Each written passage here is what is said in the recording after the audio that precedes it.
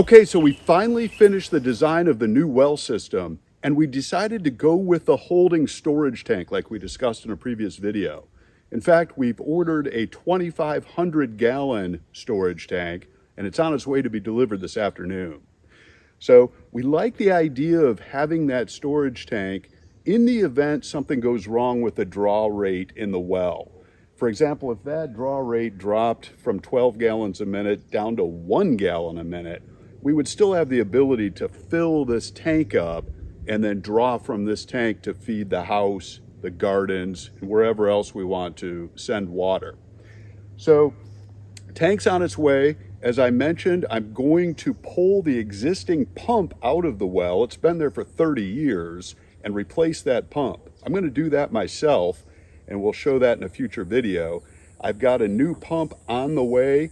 I've got a new filtration system on the way, as well as all of the components necessary to assemble this new well system.